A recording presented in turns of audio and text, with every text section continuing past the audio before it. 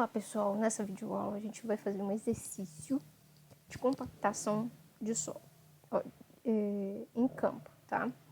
Bom, primeiramente, né, o exercício ele fala o seguinte: nós temos um ensaio, um resultado de ensaio de laboratório, onde a gente tem esses dados de teor de umidade com o peso específico seco, né, referente a cada um desses teores de umidade. Isso referente a um ensaio de Proctor normal. Ok. E aí, em campo, eles fizeram um controle de compactação, que foi feito através do método de frasco de areia e pelo speed test. O speed test foi utilizado para determinar o teor de umidade, que aqui foi dado, deu 10,2%. Então, pede para a gente determinar, né, o peso específico seco de compactação em campo e o grau de compactação em campo. Aqui são fornecidos os dados do controle de compactação, tá? Esses primeiros tópicos aqui, de massa, são referentes ao ensaio de frasco de areia. E nessa aula eu vou mostrar o passo a passo desse ensaio, tá? Dentro desse exercício. Então, primeiro tópico aqui, massa específica seca calibrada da areia padrão. 1.570 kg por metro cúbico. Então, a areia que fica dentro do frasco, tá? Desse método aqui, ela já tem que ser dada, ok? A massa calibrada de areia padrão para encher o cone, 0,545 kg. Vou explicar o que seria essa massa aqui. Massa do frasco mais cone mais areia padrão, antes da utilização, 7,59 kg. Massa do frasco mais cone mais areia padrão, após a utilização, 4,78 kg.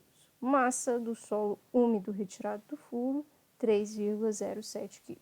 Então, esses dados aqui, né, o operário da obra, né, ele vai lá, né, em campo, né, na camada de solo referente, né, dessa análise e faz, né, o ensaio de frasco de areia e anota esses valores, tá? E eu vou mostrar como a gente vai fazer isso. A primeira coisa que a gente deve fazer nesse exercício é determinar a curva de compactação. Por quê? Porque foi dado no exercício uma tabela informando os dados do ensaio de Proctor normal, que é o ensaio de compactação.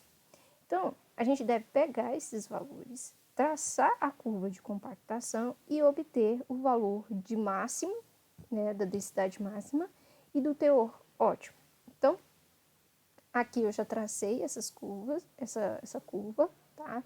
Isso pode ser feito manualmente, né? Eu posso ter a área gráfica e lançar esses pontos, tá? Ou lançar no Excel da melhor forma possível, tá? Então, aqui estão os pontos, tá? Aqui nós já conseguimos, dá para visualizar o ramo seco, que são esses 3 pontos aqui, e aqui esses outros 3 são os nossos ramo úmido, tá? Então, esses primeiros valores aqui, esses 3 primeiros valores, é o nosso ramo seco. Os 3 últimos é o nosso ramo úmido. Nosso teor de umidade ele vai ficar numa região, a nossa densidade máxima e o nosso teor de umidade ótimo vai estar nessa região aqui, o ponto referente a esses 2 valores, tá? Então, como que a gente vai fazer isso? Vou mostrar aqui como a gente faz isso manualmente, tá? Então, manualmente, eu pegaria e traçaria uma reta desse ponto aqui, pegando esse ponto até esse daqui e estenderia até lá em cima. Então, pegaria daqui, né, entre esses 2 pontos e faria o traçado até lá em cima. Isso com a régua facilmente a gente conseguiria. Beleza, isso aqui é referente ao ramo seco. Agora, eu faço a mesma coisa para o ramo úmido. Pego esses 2 pontos, tá, o primeiro e o último do ramo, e traço uma linha. Perfeito. Tracei essa linha, observe que eu tenho um ponto de encontro, tá? Esse ponto de encontro desses 2 segmentos de reta vai me indicar onde o meu ponto de ótimo, de teor de umidade, e máximo de densidade vai ficar. Então, vai ficar abaixo dele, tá? Então, como que a gente pode fazer para obter o ponto de ótimo? Bom, nós podemos traçar uma linha desse ponto até esse eixo. Na verdade, vamos começar de baixo para cima, né? Então, vamos pegar esse ponto aqui, esse último ponto do ramo seco, e traçar uma linha. E aí, né, a gente vai chegar no valor referente a esse peso específico seco aparente, né? Que nada mais é do que esse terceiro valor aqui, 18,52. Exatamente isso. Ok, então esse ponto, essa linha, refere-se a esse valor aqui para o peso específico seco aparente. Vamos traçar uma reta daqui até esse eixo aqui. Ok, então daqui eu traço e, olhando aproximadamente, né, nesse gráfico, eu percebo que esse ponto se refere a uma densidade de 19,62. Ok, então eu tenho esses dois valores. E aí, o meu ponto de máximo, ele está entre esses dois valores. E mais especificamente, ele está na metade dessa distância entre esses dois pontos. Então, como que eu posso obter esse valor? Eu posso pegar esse valor aqui de 19,62 e subtrair com 18,59. E, né, o resultado, que vai dar 1,1, eu divido por 2. E aí eu vou determinar aonde que o meu segundo segmento vai estar e vai me indicar o meu ponto de ótimo, né? Então, eu posso pegar esse valor de 1,1, que é a subtração de 19,62 menos 18,52, dividir por 2, né? 1,1 dividido por 2 é igual a 0,55, e acrescentar a esse valor ou subtrair a esse valor, que eu vou encontrar justamente esse valor de 19,07. É uma maneira mais fácil, né, um procedimento correto também a ser feito, né, para chegar a esse valor, ok? Então, esse valor de 19,7 é o meu valor de densidade de peso específico aparente seco máximo, né, máximo para esse solo. E, puxando essa linha, observe que esse ponto de ótimo aqui, né, ele se deu abaixo do encontro dessas duas retas, desses dois segmentos de reta, tá? Então, eu já poderia ter obtido o valor de umidade ótimo, tá? E olhando aqui, né, aproximadamente, deu 9,95, né? Próximo aqui de 10%, ok? Então, né, aqui são os meus valores, e aqui é justamente, né, essa distância entre essas três retas, tá? Esse valor de D aqui é justamente a diferença de 19,62 com 18,52. Então, a diferença aqui, né, a metade, né, vai estar localizada, a metade, né, dessa diferença vai estar localizada no meu ponto de ótimo da curva, tá? Então, aí a gente obteve esses valores aqui, que são os valores de laboratório, tá? Então, nós temos 19,07 kN por metro cúbico, né, que é o nosso peso específico aparente seco máximo, e nosso teor de umidade ótimo de 9,95%. Bom, então agora a gente vai para o ensaio de areia. Esse ensaio de areia vai nos fornecer o peso específico seco em campo. Então vamos lá, para os procedimentos. Primeiramente, nós vamos relembrar aqui o frasco, tá? Então aqui nós temos o frasco, né, que pode ser de vidro ou pode ser de plástico, onde dentro desse frasco a gente preenche com uma areia padronizada. E essa areia, né, a gente já sabe as suas características, sua granometria, né, enfim, sua densidade, a gente sabe tudo dela, tá? Ela é uma areia padronizada. Nós temos um registro, né, logo abaixo da boca do frasco, nós temos um registro, nós temos um cone. E nós temos também um painel, uma placa de metal, tá? Essa placa vai auxiliar na hora da gente virar esse frasco no furo que a gente for executar em campo, tá? Então, o primeiro passo que a gente deve realizar na execução desse ensaio é determinar a massa combinada do frasco mais cone mais areia, ou seja, determinar o valor desse sistema todo aqui, tá?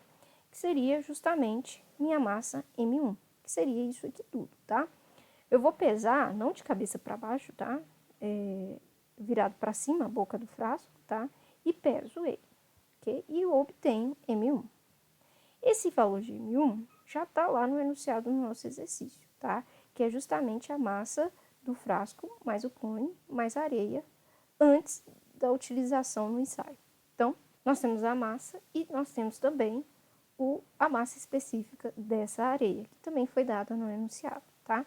A massa M1, né, dada no enunciado, é de 7,59 kg, que é do sistema todo, tá? Frasco mais cone mais areia. E a massa específica da areia, o Rho, ele foi dado de 1.570 quilos por metro cúbico, tá? Então, esse aqui é massa específica. Bom, a segunda determinação nesse ensaio é a massa de areia que preenche o cone, tá? Então, o que a gente vai fazer nesse procedimento? A gente vai pegar o cone, tá? Virar em uma superfície lisa, até mesmo nessa placa aqui, tá? Lembrar que precisa ser vedado o furo que tiver aqui de baixo, tá? Viro esse cone, ok? E abro o registro e deixo a areia correr só aqui dentro do cone, tá? Então, eu vou virar, tá? Numa superfície plana, né? E vou deixar a areia preencher aqui o meu cone, tá?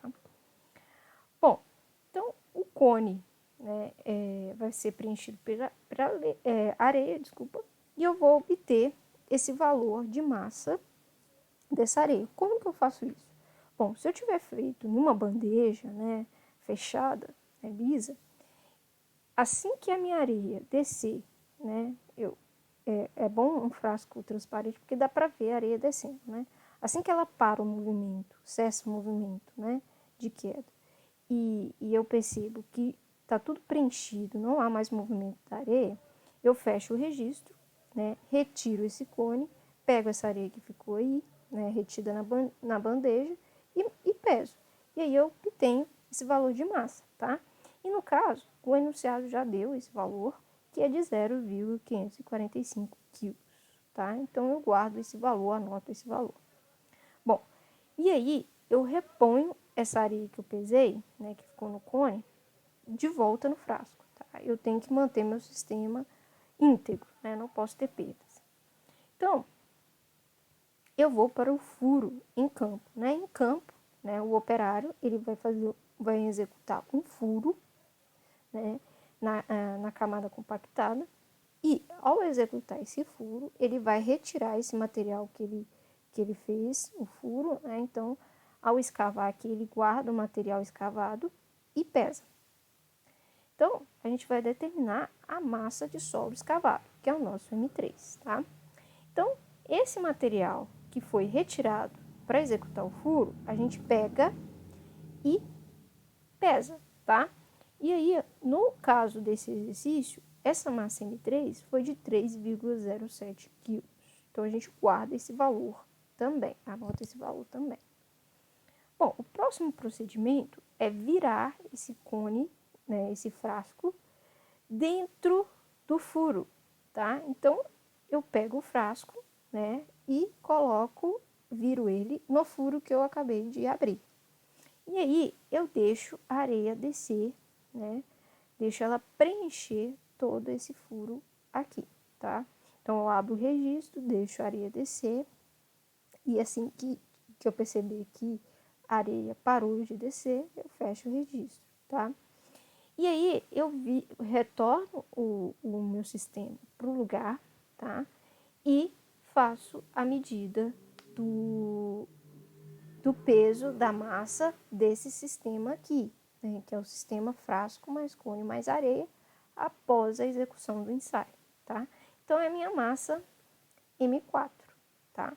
E essa massa M4 também foi dada no enunciado, que é 4,78 quilos, tá?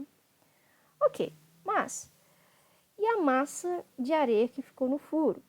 A gente vai precisar dessa massa para a gente poder determinar o volume do furo, tá? E eu vou explicar por que a gente precisa do volume do furo. Então, o próximo passo, que é o quinto passo, a gente precisa calcular a massa de areia no furo. O que seria isso? Ao virar o cone, ficou uma areia aqui no furo. E essa areia, eu vou chamar, essa massa, eu vou chamar de M areia, que vai ser igual a M1, que é o meu frasco de areia completo antes da utilização no ensaio, né, que eu chamei de M1, menos a massa M2, que é a massa da areia dentro do cone, menos a massa M4, que é a massa do conjunto, né, após a execução do ensaio, após, né, retirar, né, virar ele no furo e retirar, tá? Então, eu vou calcular essa massa através dessa equação. Então, a minha massa de areia, M areia, vai ser igual a M1, que é 7,59 kg, menos M2, que é 0,545 kg, menos M4, que é 4,78 kg. Fazendo essa conta, a gente vai chegar no valor de massa dessa areia no furo, nesse furo aqui, de 2,265 kg. O sexto passo vai ser calcular o volume ocupado pela areia no furo, tá? Que eu vou chamar de V furo. Então, né, aqui a areia, né, além de ter uma massa, ela tem um volume aqui dentro, tá? E esse volume é o mesmo volume ocupado pelo solo que a gente retirou dali. Então, a massa de areia, a gente já sabe, 2,265. Mas e o volume do furo, o V furo? Como que eu vou calcular esse valor? Bom, para calcular, eu sei que a massa específica da areia, ela é de 1.570 kg por metro cúbico. Então, eu sei o valor dessa massa específica. E, se eu sei esse valor, eu sei também que a massa específica desse material, ela vai ser a massa da areia no furo, dividido pelo volume do furo. Então, através dessa relação, né, eu sei o valor do ρ, né, que é a massa específica, sei o valor da massa. E com isso, eu consigo determinar o volume do furo. Então, isolando o valor do furo, então isolando o volume nessa equação, eu vou ter que o V furo será igual a massa da areia dividido pela massa específica da areia. Ok, com essa relação, né, agora eu substituo os valores, 2,265 kg dividido por 1.570 kg por metro cúbico. Com essa relação, eu obtenho o volume do furo, que é igual a 0,00144 metro cúbico. Então, esse é o volume do furo. Com o volume do furo, eu consigo determinar o peso específico do solo em campo, tá? Peso específico não é massa específica, tá? É gama cap, tá? Essa letra aqui, esse Y aqui, a gente chama de gama, é uma letra grega. Então, primeiramente, antes de eu calcular o peso específico, eu vou calcular a massa específica, tá? Então, eu vou calcular ρ do solo em campo, tá? Ou ρcamp. Então, o ρcamp, né, ou a massa específica do solo em campo, ela vai ser a massa M3, que é justamente a massa do solo que foi retirado do furo, dividido pelo volume do furo. Então, M3 é 3,007 kg, dividido pelo volume que a gente acabou de calcular, 0,00144 metro cúbico. Então, fazendo essa conta aqui, eu vou chegar no valor de massa específica de 2.084,3 quilos por metro cúbico. Então, essa aqui é a minha massa específica do solo no campo. Para eu conseguir obter o valor de peso específico do solo, tá? O gama cap, ok? Eu teria que pegar esse valor de massa específica do solo, multiplicar pela aceleração da gravidade. E aí, né, massa vezes aceleração da gravidade vai me dar um valor de força, tá? Esse valor de aceleração da gravidade eu usei 10, tá? Então, deu um valor de 20.843 newtons por metro cúbico. Só que aqui, né, eu transformei, né, newton em quilonewton, tá? Então, eu fiquei com um valor de 20,843 quilonewton por metro cúbico, tá? Lembrando que esse K, ele equivale a 1.000, tá?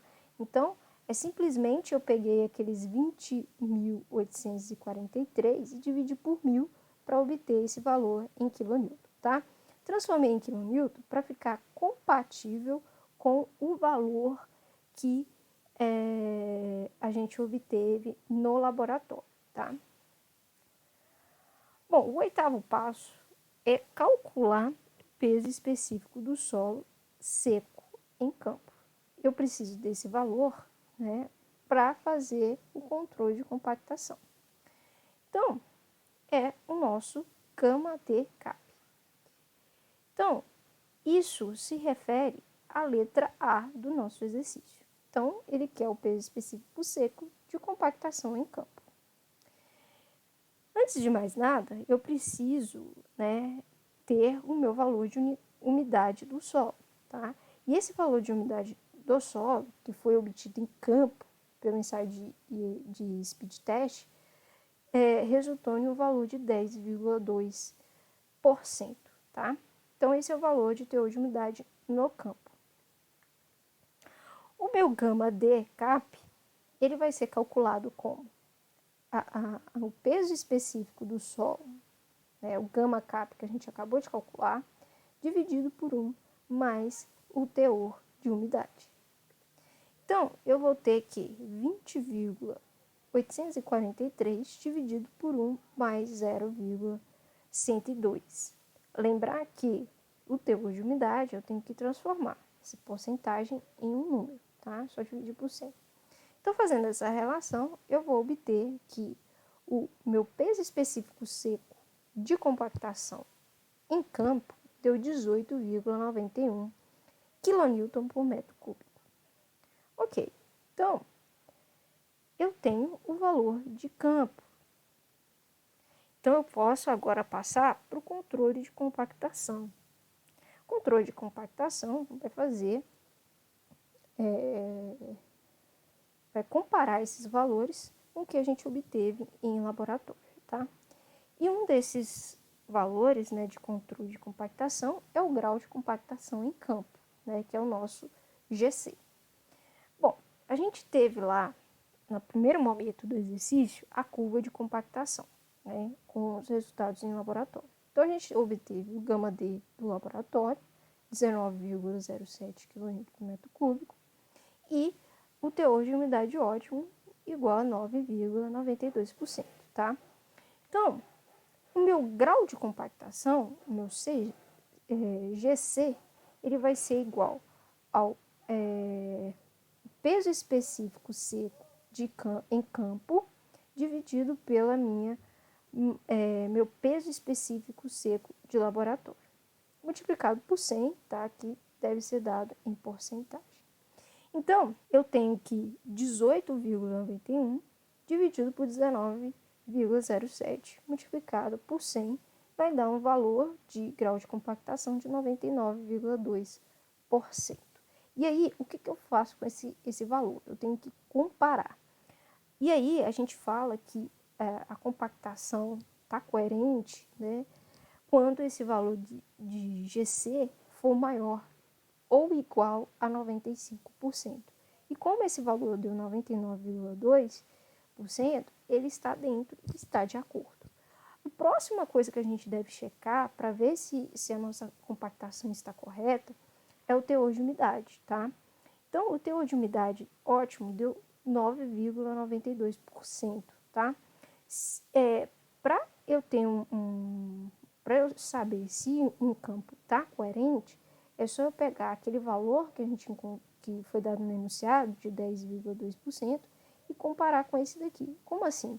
Esse valor de 10,2%, ele tem que estar dentro de um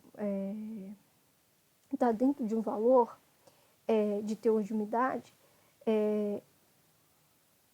em que acrescentado a 2% ou diminuído 2%, ele esteja dentro desse intervalo. Ou seja, se deu 10,2%, tá?